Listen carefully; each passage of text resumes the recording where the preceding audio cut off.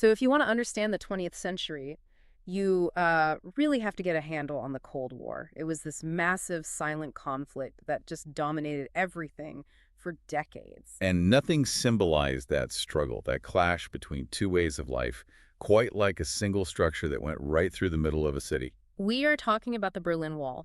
And it wasn't just, a physical barrier. It was this concrete symbol of division that stood for almost 30 years. It tore families apart. It trapped millions of people. So today, we're going to break it all down. How was it built? What was life really like behind it? And how did it all come crashing down so unexpectedly in 1989?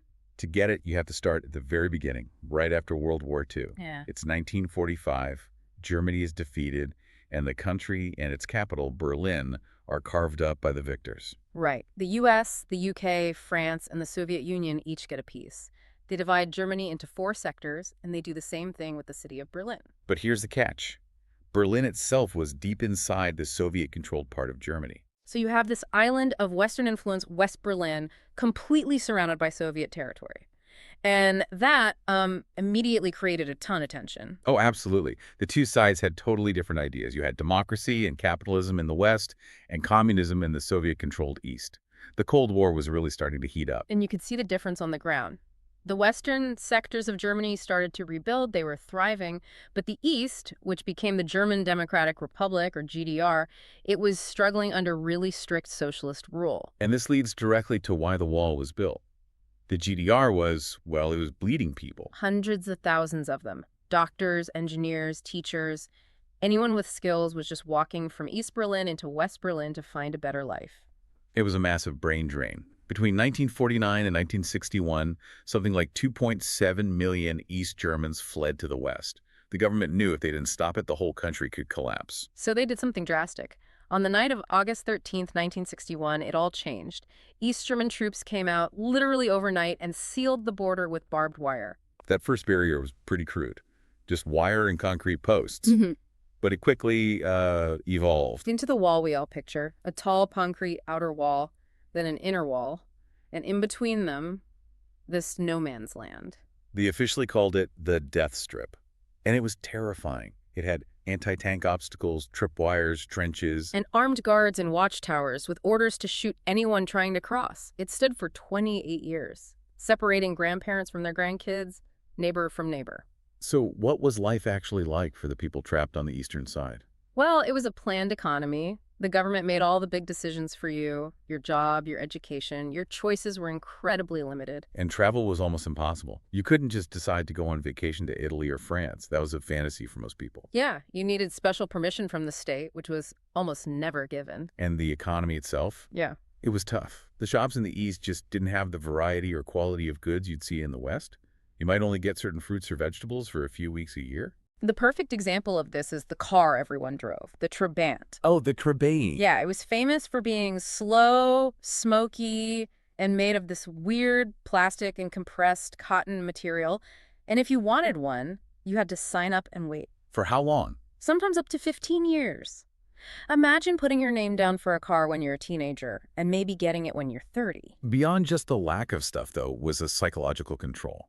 And that's where the Stasi comes in. The Ministry for State Security, the secret police, their whole mission was to ensure absolute loyalty. And they were masters of surveillance. They didn't just have a few agents. They built this enormous network of informers, ordinary people. So you're saying your neighbor could be reporting on you? Or your coworker? Or even your own family members. Yeah. They tapped phones, read mail, and kept these incredibly detailed files on millions of people. You learned to live a double life, a public one where you followed the rules, and a private one. It created this constant fear. You couldn't speak your mind. But even with all that pressure, the desire for freedom never totally went away. Right. And by the late 1980s, things were starting to shift across all of Eastern Europe. The Soviet Union was the key. Its leader, Mikhail Gorbachev, was introducing reforms. You might have heard of glasnost and perestroika. Openness and restructuring. It basically signaled that the Soviets might not send in tanks to crush rebellions in their satellite states anymore. And that gave people in East Germany a bit of hope. And they started to push back. And amazingly, the whole movement really started in church. Yeah, churches were these unique spaces. The government was officially atheist, but it couldn't really shut them down completely, so they became the only place people could gather without being immediately arrested. So they would meet supposedly for prayer meetings, but they were really talking about democratic reforms and how to change things. And these meetings started spilling out into the streets. They became the famous Monday demonstrations, especially in the city of Leipzig. At first, it was just a few hundred people, but then it grew to thousands, then tens of thousands. And they had this simple, powerful slogan they would chant, Wir sind das Volk. We are the people, a direct challenge to the government. It's like they were saying, you claim to represent us, but you don't. We are the actual people. And the government was paralyzed. The crowds grew to over 300,000 in Leipzig alone.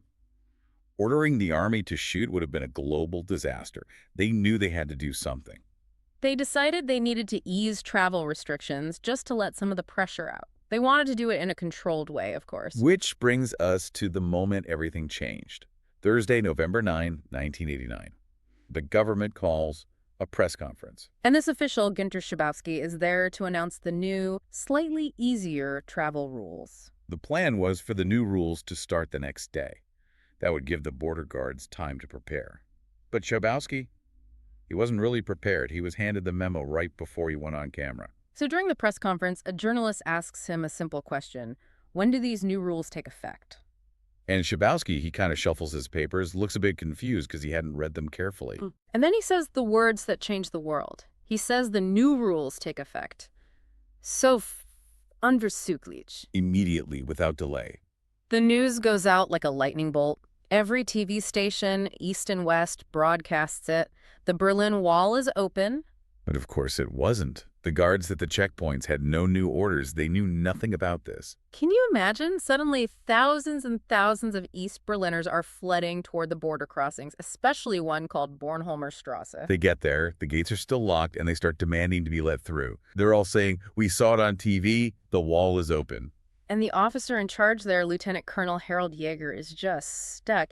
He's facing this huge, growing, peaceful crowd. He keeps calling his bosses for orders. And his bosses have no idea what to do. The whole system just broke down. No one at the top wanted to be the one to give the order to either shoot or open the gate. So Jaeger realized he had two options: order his men to fire on their own citizens or open the barrier. And he chose peace.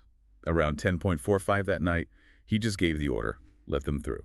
And it was just this sea of people pouring into West Berlin. The emotion was just unbelievable. People crying, hugging family they hadn't seen in decades. And the West Berliners were there to meet them.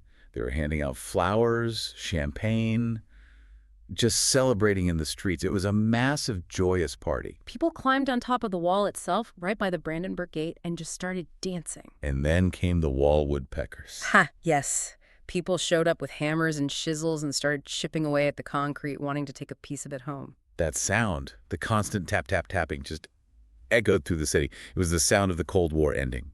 The fall of the wall was the clearest sign that the Soviet system was crumbling. But opening the wall was one thing. Putting the country back together, that was a whole other challenge. Reunification was incredibly complicated. You had two countries with completely different laws, different currencies, different everything. It's like trying to merge two completely different companies overnight, but they moved fast.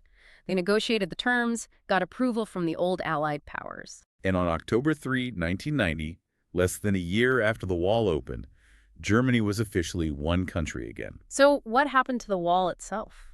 Well, they tore most of it down pretty quickly with bulldozers and cranes. A lot of the concrete was actually crushed up and used to build new roads. That's pretty symbolic. It is. Paving over the division. Only a few sections were saved as monuments. Now, reunification wasn't easy on the people. The economy was a huge problem. A lot of the old East German factories just weren't competitive, so they shut down. Yeah. That meant massive unemployment in the East. And the government had to spend a huge amount of money, trillions of marks, to rebuild roads, schools, phone lines, just to bring the East up to modern standards. Yeah, and even today, decades later, there are still some economic differences between the two former sides. But the legacy is still so powerful. People visit memorials like the one at Bernauer Strasse, where you can see a preserved section of the death strip. It's a reminder. And you have the East Side Gallery. It's a long stretch of the wall that was turned into this incredible open-air art gallery. Artists from all over the world painted murals about peace and freedom. It's just a beautiful transformation. The story of the wall really shows that, in the end, Peaceful determination from ordinary people is more powerful than any concrete barrier. It's a lesson that you can't build a wall high enough to contain the human spirit. Understanding this history is truly understanding the value of freedom and the importance of never taking human rights for granted. See you next time.